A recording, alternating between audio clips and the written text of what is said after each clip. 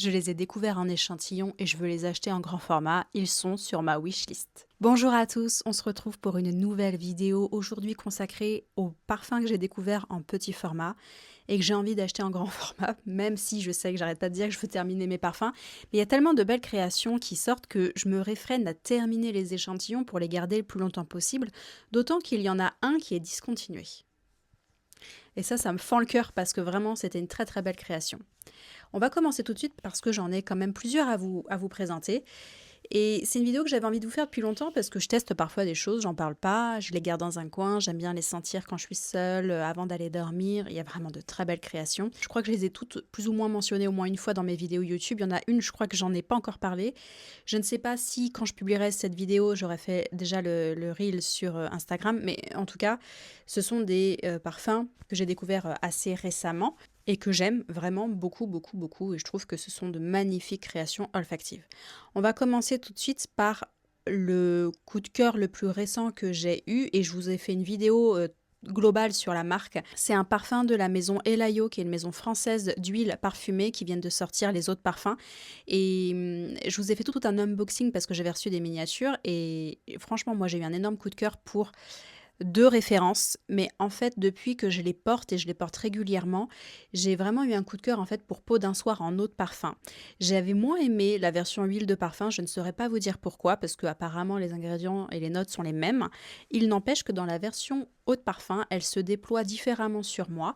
Elle est assez présente, c'est un parfum voilà de peau, mais qui a quand même une présence, en tout cas pour soi. C'est très agréable. C'est un accord santal d'un blond bête goji.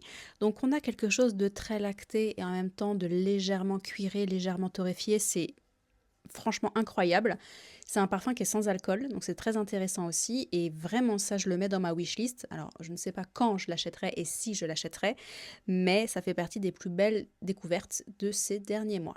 Je mentionne également Peau Secrète, qui est aussi un de mes favoris dans la marque, qui est en version huile pour le coup et qui est un peu plus biscuité, mais ça aussi ce serait dans ma wishlist. Ensuite, je vais vous parler d'un décan. Pareil, j'en ai parlé dans une de mes vidéos YouTube au printemps. C'est un décan que j'ai acheté sur un groupe Facebook et parce que je voulais tester en amont, j'avais eu un peu un coup de cœur en magasin. Vu le prix du flacon, je me suis dit je vais pas acheter le full size et parce que déjà je suis en restriction maximum, mais je vais acheter un décan parce que vraiment il m'a beaucoup plu.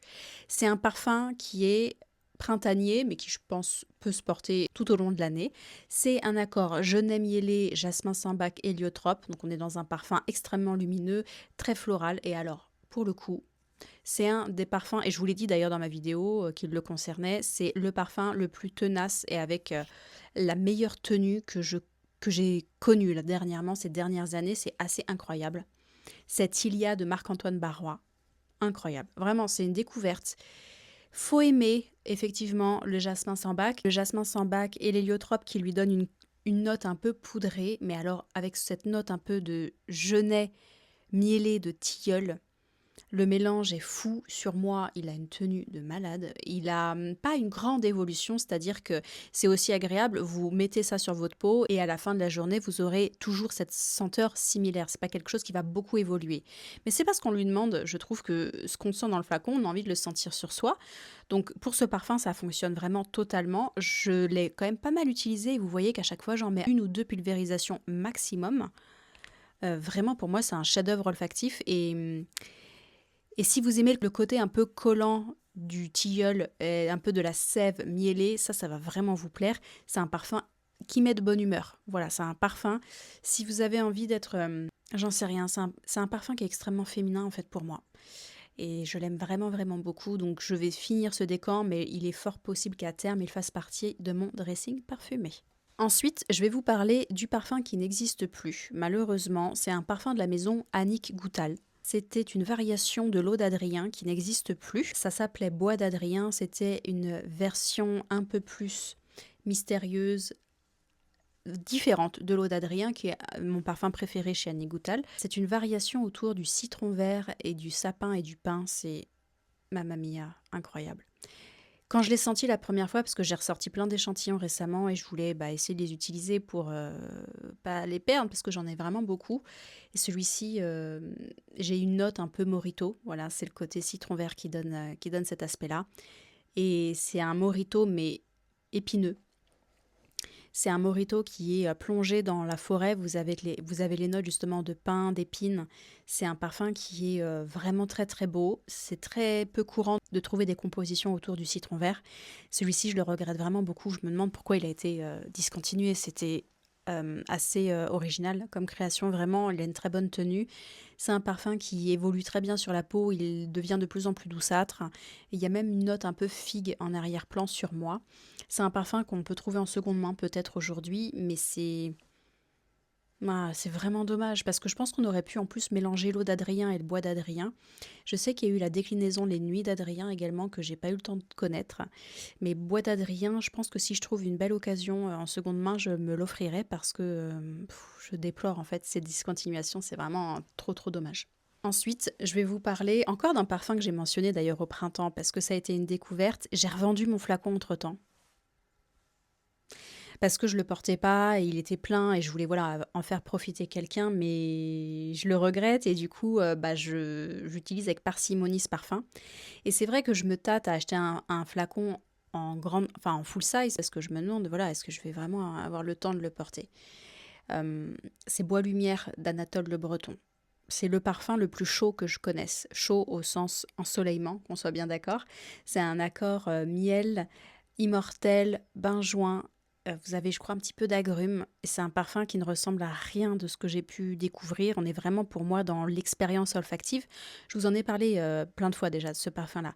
Il est tellement beau. C'est vraiment le miel qui colle au bois, qui a été chauffé. Vous avez cette note d'immortel qui arrive en arrière et qui maintient en fait ce miel. C'est un miel épicé, c'est vraiment incroyable comme composition. Est-ce que les gens le portent vraiment au quotidien, en font un parfum un peu signature? Je ne sais pas. En tout cas, c'est un parfum, si vous avez envie de voyager, vous êtes immobile un peu chez vous, vous voulez vous réchauffer, et pour moi, c'est un parfum qui m'évoque de la poésie. Et il y a peu de parfums comme ça. Il y a des parfums qui sont faits pour être portés, pour les occasions de tous les jours, et puis il y a des parfums, ce sont des expériences, vous n'avez pas envie en fait de les mettre dehors, de les porter au supermarché, de les désacraliser, entre guillemets. On a vraiment envie de le porter chez soi, de le sentir et de réfléchir. C'est comme si vous ouvriez un livre et que vous étiez projeté dans un autre univers et ça vous permet de réfléchir autrement. C'est vraiment ce que m'évoque Anatole Le Breton, cette maison. Et les créations que j'ai pu sentir avec d'autres échantillons comme Incarnata, comme Racine Carrée, ce sont de très très belles créations que j'ai pas forcément envie de porter dehors. Ce sont des parfums pour moi, pour ma poésie personnelle. Donc ça, je voulais le mettre dans cette vidéo parce que j'économise vraiment mon échantillon, mais j'adore vraiment ce parfum, c'est une vraie beauté. Et enfin, 2 échantillons de la même marque que j'ai redécouvert récemment, et pourtant j'en ai terminé des flacons de chez Sylvaine de la Courte, mais j'y reviens toujours parce qu'en termes de vanille, pour moi on a rarement fait mieux. Elle avait fait, vous savez, des gammes différentes, une gamme vanille, une gamme musc, et puis une troisième dont je me souviens plus, fleur d'oranger il me semble. Fleur d'oranger. Et j'avais beaucoup aimé les créations. Elles étaient toutes très différentes. Il y avait, je crois, 4 ou 5 créations autour d'une même matière première. Extrêmement intéressant de voir comment on peut traiter une matière première en fonction des univers qu'on veut lui apporter. Sylvaine de la Course, moi j'avais Vangelis et j'avais Vanori et j'aime beaucoup. Parce que ce sont des orientaux, ce sont des parfums un peu insulaires. Et ce sont des parfums très solaires et ils sont extrêmement réussis, extrêmement beaux. Voilà, donc ça, si j'avais envie de racheter des parfums, vraiment, je me dirigerais vers ces maisons-là, vers toutes les maisons que je vous ai présentées parce qu'elles sont vraiment qualitatives. Et avec des échantillons, on peut quand même prendre le temps de les sentir, de les porter selon différents temps, différentes occasions.